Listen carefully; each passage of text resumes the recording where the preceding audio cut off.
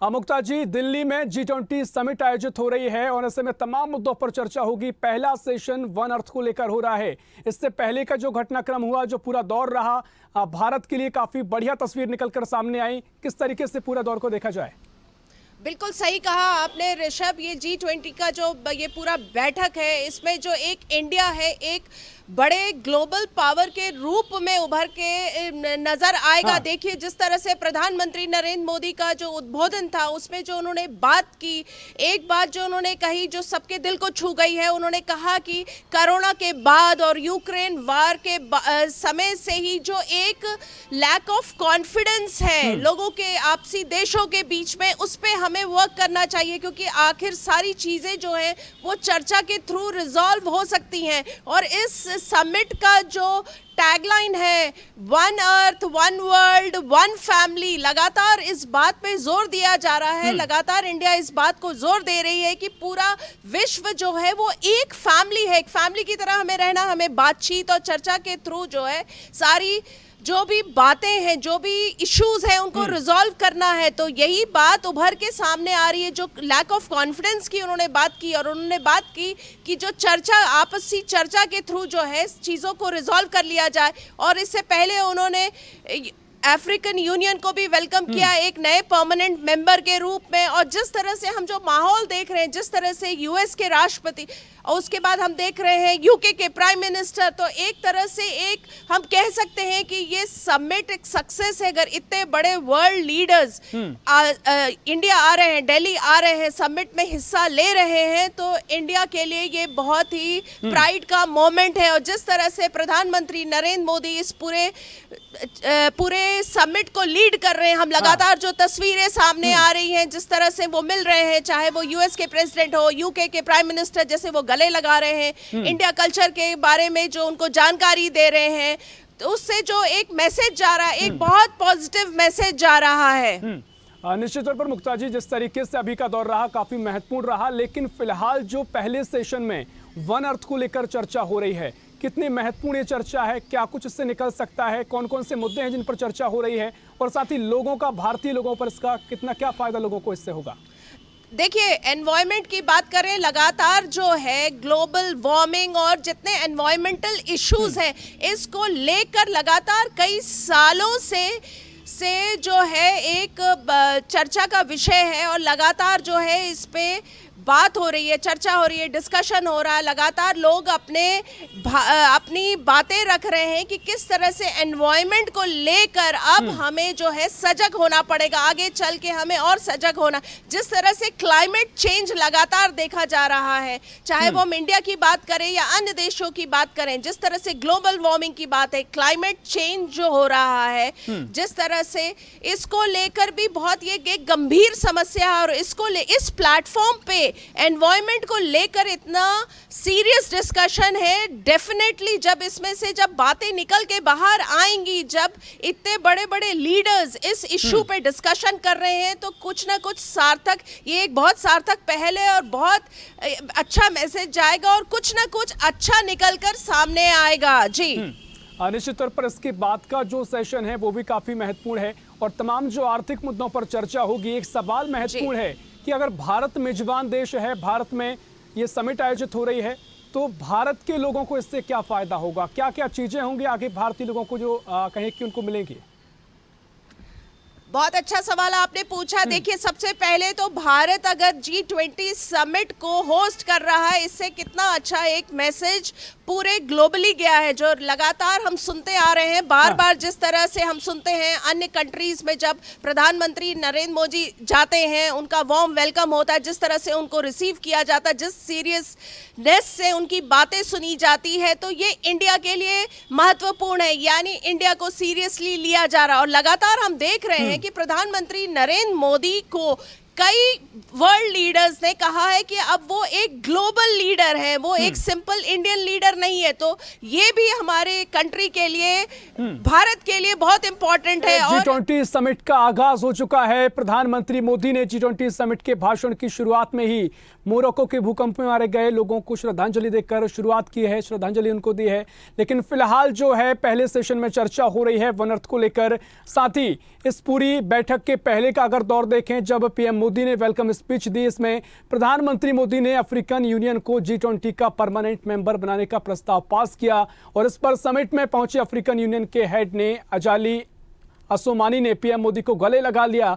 भारत काफी समय से अफ्रीकन यूनियन को परमानेंट मेंबर बनाने की मांग करता रहा था। तो ऐसे में काफी महत्वपूर्ण मुद्दों पर आगे चर्चा होगी और साथ ही अफ्रीकन यूनियन के G20 में शामिल होने के बाद G20 अब आगे G21 हो जाएगा। तमाम मुद्दों पर फिलहाल चर्चा हो रही है। ऐसे में तमाम और भी जानकारी लेंगे।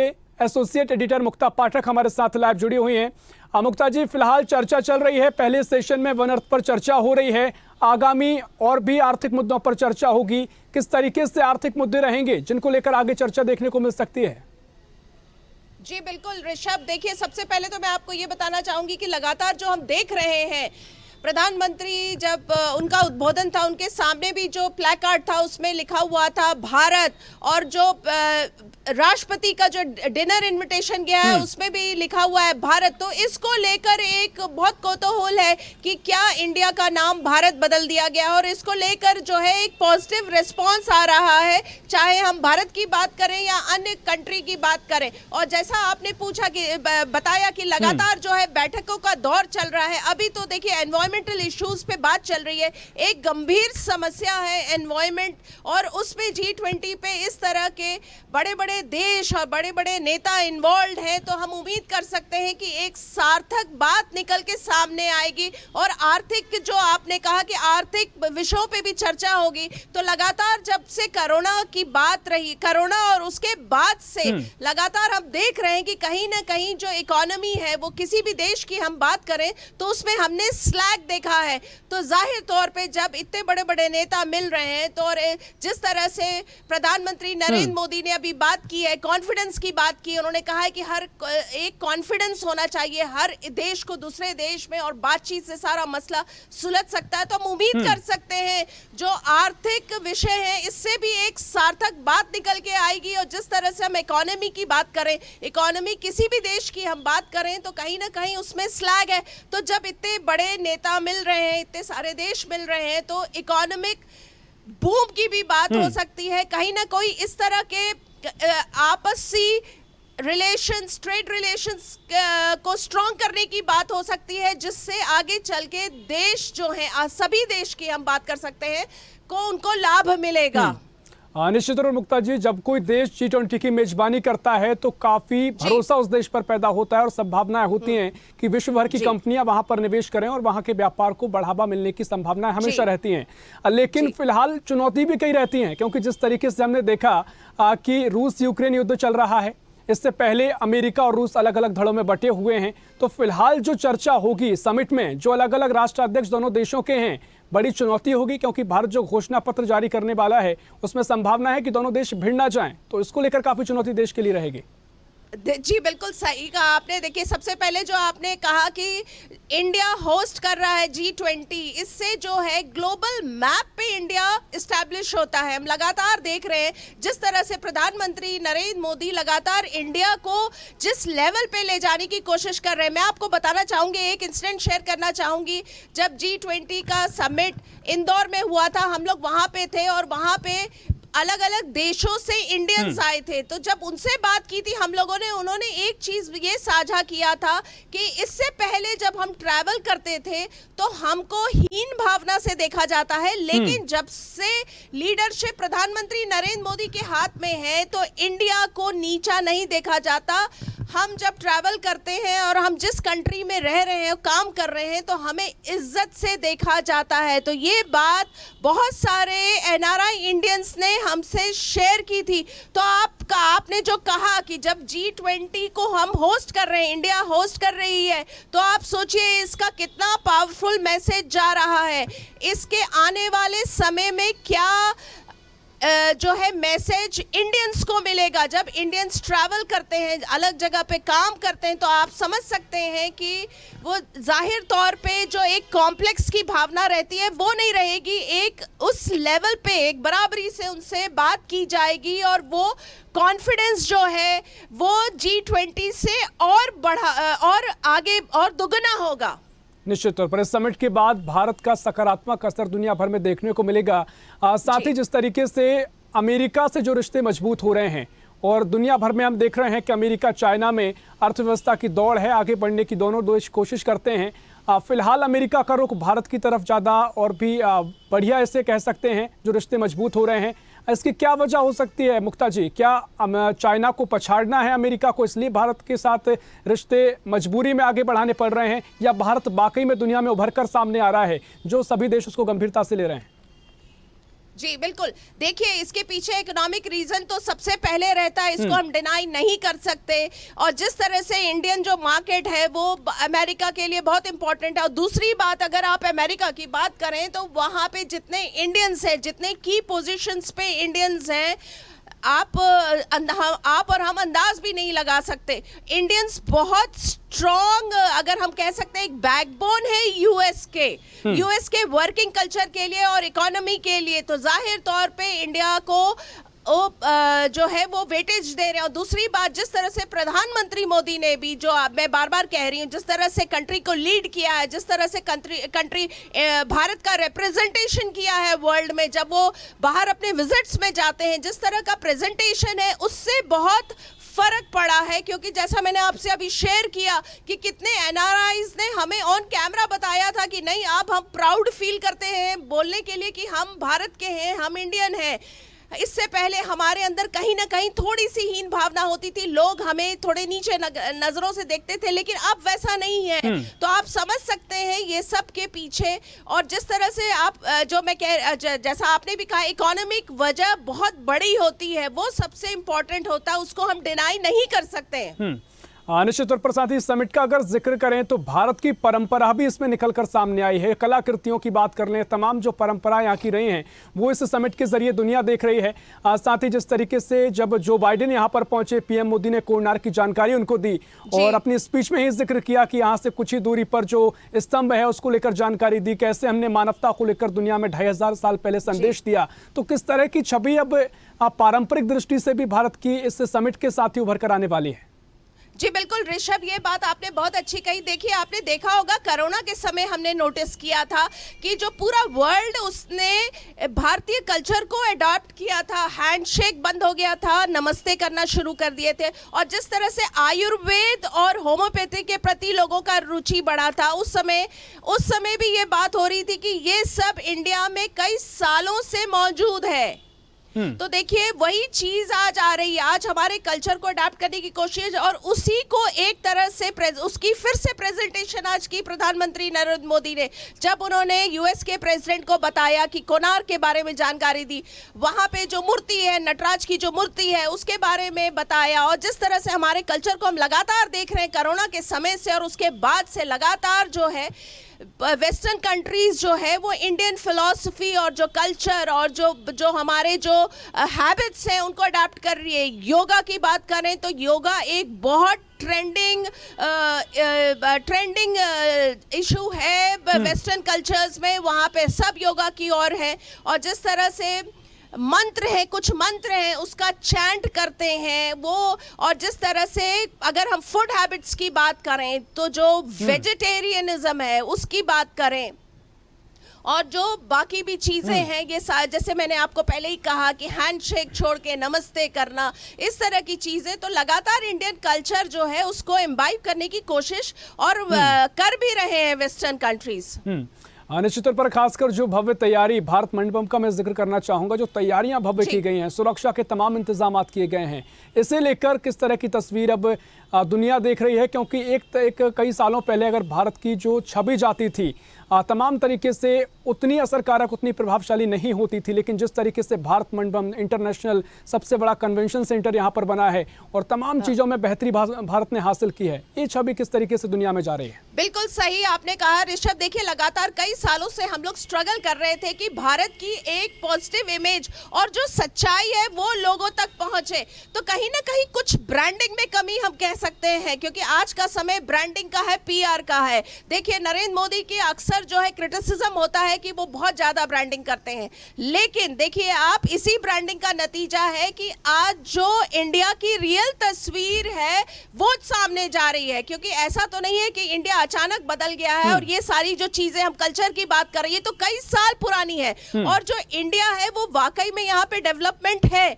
अगर आप हमारे एयरपोर्ट्स की बात करें तो भारत के जो एयरपोर्ट्स हैं वो लंदन के एयरपोर्ट से कहीं गुना, लाख गुना जो है वो सुंदर है और मॉडर्न है। लेकिन ये बातें जाती नहीं थी बाहर तक और इंडिया को एक बैकवर्ड समझा जाता था। लेकिन अब जो भारत की रियल तस्वीर है वो जा रही है। और जैसा आपने भी कहा कि G20 को होस्ट करने से जब लोग प्रत्यक्ष रूप में देखेंगे चीजों को तो विश्वास करेंगे। देखिए, यूएस के प्रेसिडेंट आए हैं यहाँ पे ये समिट को अटेंड करने, ये अपने आप में एक बहुत बड़ा मैसेज जाता है।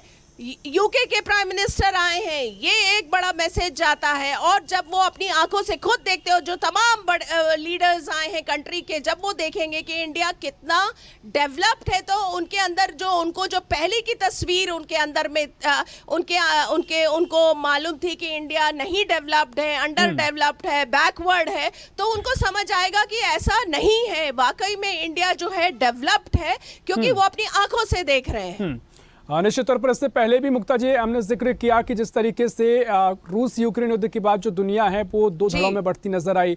अमेरिका और रूस के बीच काफ़ी जंग देखी जा रही है आर्थिक स्थिति में, और खासकर जो पीएम मोदी की और भारत की में भूमिका का जिक्र हम करें कि जिस तरीके से उन्होंने अफ्रीकन यूनियन को इस पूरी समिट का हिस्सा बनाया, परमानेंट सदस्य बनवाया और मध्यस्थता लगातार भारत करता रहा है तमाम ऐसे ज्वलंत मुद्दों को लेकर, तो भारत की आगामी भूमिका किस तरीके से देखी जा सकती है? जी, एक ये बहुत आपने रेलेवेंट सवाल पूछा है कि जिस तरह से लगातार जो है भारत कोशिश कर रहा था कि अफ्रीकन यूनियन एक परमानेंट मेंबर बन जाए, और आज उसकी जो घोषणा प्रधानमंत्री नरेंद्र मोदी ने भारत में ही की, जब G20 समिट को भारत होस्ट कर रहा है, तो इसका भी एक बहुत स्ट्रांग मैसेज गया है। देखिए, इससे पहले जो है इंडिया को कहीं ना कहीं थोड़ा सा लाइटली लिया जाता, लेकिन अब जो है लाइटली नहीं लिया जाएगा। एक अहम भूमिका इंडिया की रही है, लेकिन अब जो एक स्ट्रांग मैसेज जा रहा है, जिस तरह से यूएस और यूके ने भी पार्टिसिपेट किया है, तो डेफिनेटली इंडिया का जो रोल है आगे आने वाले दिनों में और एक शक्तिशाली बनके उभरेगा। निश्चित तौर पर मेजबान देश अगर हम हैं तो क्या ये माना जा सकता है, खासकर जो भी मंथन होगा वो महत्वपूर्ण देखना होगा क्या कुछ इस मंथन से निकलता है। अगर भारत मेजबानी कर रहा है तो जो भी अन्य देश हैं वो निश्चित तौर पर भरोसा जताएंगे, खासकर आर्थिक स्थिति को देखकर, आर्थिक अर्थव्यवस्था को लेकर, तो तमाम जो कंपनियां हैं वो निवेश यहाँ पर बढ़ेगा और भारत की तस्वीर आगामी समय में और मजबूत देखने को मिल सकती है। मुक्ता जी, बिल्कुल बिल्कुल सही कहा आपने। देखिए, एक स्ट्रांग मैसेज लगातार जा रहा है। ये कई सालों से हम देख रहे हैं कि लगातार प्रधानमंत्री नरेंद्र मोदी इस चीज़ की कोशिश कर रहे हैं कि एक बहुत अच्छी ब्रांडिंग हो, भारत की रियल ब्रांडिंग हो, जिसका नतीजा है कि आज G20 भारत होस्ट कर रहा है। और जिस तरह से हम लगातार देख रहे हैं कि जो कंट्रीज का जो रुख है वो भारत के प्रति बदला है, जो लोगों का जो परसेप्शन है वो बदला है, तो इससे फायदा होगा, इकोनॉमिक तो बिल्कुल होगा, क्योंकि आगे चल के जब ट्रेड रिलेशंस एस्टैब्लिश होते हैं, ट्रेड जो हम बोलते हैं ट्रेड रिलेशंस होते हैं, और जिस तरह से जो बिजनेस डील्स होती हैं, उससे जो है वो इंडिया के लिए और भारत के लिए बहुत लाभदायक सिद्ध होगा।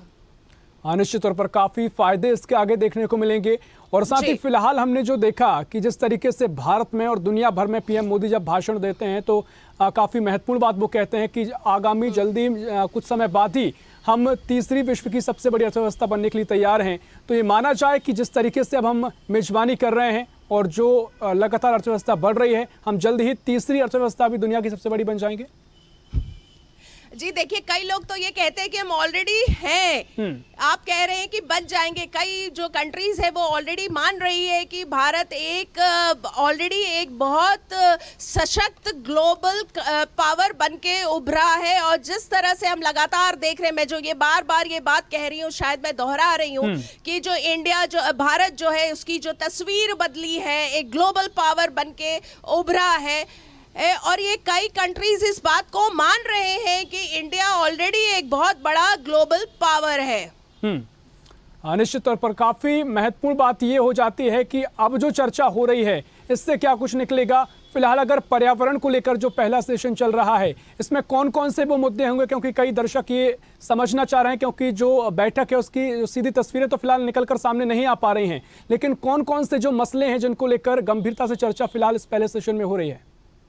देखिए, एनवायरनमेंट जैसा मैंने कहा एक बहुत ज्वलंत मुद्दा है। और जब इतने सारे कंट्रीज बैठ के इसको डिस्कस कर रहे हैं तो इसको लेकर बहुत सार्थक बातें सामने आएगी जब सेशन खत्म हो जाएगा। क्योंकि मैं लगातार, जैसे हम देख रहे हैं कि एनवायरनमेंट को लेकर सभी देश जो है गंभीर हैं और लगातार वो चिंता जता रहे हैं कि जिस तरह से ग्लोबल वार्मिंग है, क्लाइमेट चेंज है और इस तरह की जो तमाम जो ज्वलंत मुद्दे हैं उन पे चर्चा होगी और उसको लेकर जो है कुछ ना कुछ सार्थक जो एक रिजल्ट है वो सामने आएगा।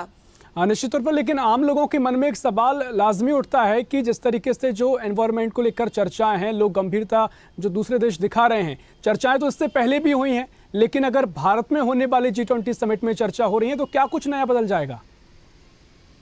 जी, ये तो चर्चा के बाद ही समझ आएगा ऋषभ की क्या निकल के आ रहा है।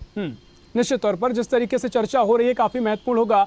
और आर्थिक क्षेत्र को लेकर जो अगली बैठक में चर्चा हो सकती है उसको लेकर किस तरह की चर्चा फिलहाल अगर हम करना चाहें, क्या कुछ चर्चा आगे हो सकती है, कौन कौन से वो क्षेत्र रहेंगे जिनमें चर्चा आगे देखने को मिल सकती है? ऋषभ, जैसा कि मैंने आपको पहले भी बताया कि लगातार जो है कि कोरोना के बाद जो है हमने एक इकोनॉमिक जो है ग्राफ को नीचे आते हुए देखा है। किसी भी कंट्री की हम बात करें तो लगातार जो सेशंस रहते हैं और इस तरह के जो सेशंस होते हैं उसमें ट्रेड रिलेशंस पे जोर देने की, एक दूसरे के बिजनेस को बढ़ावा देने की और किस तरह से उसको फैसिलिटेट किया जाए उस पर बातें होती हैं। तो बहुत कि ऐसे पॉइंट करना कि इस पर हो रहा होगा या इस पे होगा ये नहीं बता पाएंगे, लेकिन जो एक चर्चा होती है उसका जो एक मोटिव रहता है वो इन्हीं इश्यूज पे रहता है। लगातार हम दुनिया भर के मुद्दों पर चर्चा कर रहे हैं, भारत की छवि का जिक्र भी आपने किया मुक्ता जी, लेकिन जिस तरीके से चाइना और हमारे संबंध पहले हमने देखे हैं वो ठीक नहीं रहे हैं। इससे पहले भी जब खबरें सामने आई कि पीएम मोदी और शी जिनपिंग की मुलाकात हुई है तो उसके बाद एक खबर थी कि LOC पर जो सीमा विवाद है वो कमेगा, लेकिन उसके बाद ही ये खबर आती है कि शी जिनपिंग भारत की समिट में शामिल नहीं होंगे। तो किस तरीके से आगामी समय हम देखें जो भारत चाइना के रिलेशन है उनमें कितना कुछ बदलाव आगे देखने को मिल सकता है, या भारत अगर मेजबानी करता है तो कितनी मजबूत स्थिति भारत की दिखाई दे सकती है? देखिए, चाइना लगातार जो है चाइना और इंडिया के रिलेशन को लेकर लगातार जो है ऑपोजिशन की अगर हम बात करें तो लगातार ये आरोप लगा रहा है कि प्रधानमंत्री नरेंद्र मोदी इसको कंट्रोल नहीं कर पा रहे हैं। और जिस तरह से अभी चाइना ने एक मैप रिलीज किया उसमें बहुत सारे उसने भारत के हिस्सों को अपने उसमें जोड़ लिया है। तो लगातार इस तरह की गंभीर बातें सामने आ रही हैं। तो हम उम्मीद कर, और जिस तरह से चाइना ने पार्टिसिपेट भी नहीं किया G20 में, तो हम ये कह सकते हैं कि आने वाले समय में अभी थोड़ा और समय लगेगा कि भारत और चाइना के रिलेशंस उस लेवल पे आए जैसे वो पहले था। कहीं ना कहीं वो जो कॉन्फिडेंस की कमी की बात जो प्रधानमंत्री ने अपने स्पीच पे कही, हम कह सकते हैं कि वो कॉन्फिडेंस की कमी है इंडिया और चाइना के बीच में, और उस कॉन्फिडेंस को गेन करने में अभी और समय लगेगा। निश्चित तौर पर जिस तरीके से हमने देखा कि रूस यूक्रेन युद्ध काफ़ी महत्वपूर्ण रहा, जब जो रूस है और चाइना के संबंध तो बेहतर हैं और इन दोनों देशों के जो संबंध कहें कि अमेरिका से उतने ठीक नहीं हैं, तो एक ये वजह भी हो सकती है कि अमेरिका चाहता है कि भारत से संबंध बेहतर किए जाएं और तमाम जो चुनौतियां हैं उनका सामना किया जाए। तो आगे भारत किस तरह का उदाहरण दे सकता है, क्या मध्यस्थता भारत कर सकता है, या जिस तरीके से आपने जिक्र किया कि विश्वास में लेकर जो संकट की बात प्रधानमंत्री मोदी ने कही, चाइना से संबंध बेहतर हो सकते हैं, या अमेरिका के साथ जाकर तमाम चुनौतियों का सामना भारत करेगा? जी बिल्कुल, ये बहुत ही अगर हम कहेंगे सवाल, हम कल के बाद इसका जवाब बहुत अच्छे से दे पाएंगे जब पूरे पॉइंट्स निकल कर आएंगे ये 2 दिन की G20 समिट का, और उसका क्या निष्कर्ष रहा कि किस तरह से आगे चीज़ें जाएंगी। जैसा मैंने कहा कि हाँ, भारत और चाइना के बीच में कॉन्फिडेंस की कमी नहीं, अभी कॉन्फिडेंस की कमी है और इसको रिपेयर करने में अभी समय लगेगा, और ये देखना होगा कि क्या रुख अपना रहा है यूएस इस पे, और इंडिया भी अब अपना रुख, अपना हर चीज, अब हमने बहुत अभी कुछ सालों से हमने देखा है कि भारत जो है हर वक्त किसी कंट्री के रुख से अपना रुख नहीं बदलता है जो पहले होता था। तो ये चीजें 2 दिन के बाद और क्लियर हो जाएंगी। निश्चित तौर पर 2 दिन के बाद और भी स्पष्ट होंगी। लेकिन मुक्ता जी, आखिरी सवाल ये कि आपसे जानना चाहूंगा, जो कुछ अभी तक इस बैठक में हुआ है, किस तरीके से सुबह से लेकर देख लें या जो कल से जो तमाम मेहमान भारत पहुंचे हैं, किस तरीके से पूरा अभी तक का सिनेरियो रहा है, इससे लेकर क्या कुछ आप कहेंगे? जी मैं बिल्कुल ऋषभ अपनी बात को एक बार फिर से दोहराना चाहूंगी। देखिए, एक बहुत पॉजिटिव और स्ट्रॉन्ग मैसेज जा रहा है भारत के बारे में। जो भारत की असली तस्वीर है वो सारे वर्ल्ड के तमाम जो नेता हैं और जो तमाम जो दर्शक लाइव देख रहे हैं वो देख रहे हैं, जो भारत की असली तस्वीर है वो देख रहे हैं। और जैसा मैंने कहा कि कई जो है वेस्टर्न कंट्रीज ऑलरेडी इस बात को जिक्र करते हैं और स्वीकार करते हैं कि भारत एक बहुत स्ट्रॉन्ग ग्लोबल पावर और देश बन के उभरा है। तो वही तस्वीर जा रही है, एक पॉजिटिव तस्वीर जा रही है, जिससे हम सबका, भारतीयों का, खास करके वो भारतीय जो बाहर रहते हैं उनको गर्व महसूस हो रहा होगा, क्योंकि वो लगातार इस बात की शिकायत करते थे कि उनको हीन भावना से देखा जाता था। तो अब उन्हें हीन भावना से बिल्कुल नहीं देखा जाएगा, और इसके जो परिणाम निकल के आगे आने वाले समय में इकोनॉमिक बूस्ट की हम बिल्कुल जो है उम्मीद कर सकते हैं, ट्रेड रिलेशंस की उम्मीद कर सकते हैं, बिजनेस रिलेशंस की उम्मीद कर सकते हैं, और एक पॉजिटिव माहौल की उम्मीद कर सकते हैं कि भारत के प्रति लोगों का नजरिया पॉजिटिव होगा। निश्चित तौर पर कई विशेषज्ञों से हमने बातचीत की तो उनका भी यही कहना है कि कल से ही सब नहीं बदल जाएगा, लेकिन इस बैठक के बाद दूरगामी परिणाम बहुत महत्वपूर्ण होंगे, भारत के लिए काफी सकारात्मक परिणाम देखने को मिलेंगे। फिलहाल बहुत शुक्रिया आपका मुक्ता जी, तमाम जानकारी हमसे साझा करने के लिए। तो बता दें कि G20 समिट का आगाज हो चुका है, दिल्ली में दुनिया का मिलन हुआ है और दुनिया के जो 20 शक्तिशाली देश के राष्ट्राध्यक्ष हैं वो यहाँ पर पहुंचे हैं और तमाम मसलों पर चर्चा कर रहे हैं। इसलिए लिहाज से भी काफी महत्वपूर्ण ये समिट हो जाती है, क्योंकि दुनिया भर की अर्थव्यवस्था का 80% जो 85% हिस्सा जो है वो इस 20 देशों का है, और ऐसे में काफ़ी महत्वपूर्ण हो जाता है कि क्या फैसले इस बैठक में लिए जाते हैं, क्योंकि दुनिया में बड़े बड़े अगर परिवर्तन होते हैं तो इस परिवर्तनों का आधार ये समिट हो सकती है। हालांकि फिलहाल पर्यावरण में बदलाव और तमाम जो एनवायरमेंटल चेंजेस हैं उनको लेकर चर्चा हो रही है। वन अर्थ को लेकर पहला सेशन है, उसके बाद वन फैमिली, और उसके बाद कल वन फ्यूचर को लेकर भी चर्चा इस समिट में देखने को मिलेगी। ऐसी ही खबरों के लिए हमें लाइक करें, शेयर करें, फॉलो करें और YouTube पर सब्सक्राइब करें और बेल आइकन दबाना ना भूलें। साथ ही ताजा अपडेट्स के लिए हमारी वेबसाइट swdeshlive.com पर जरूर जाएं।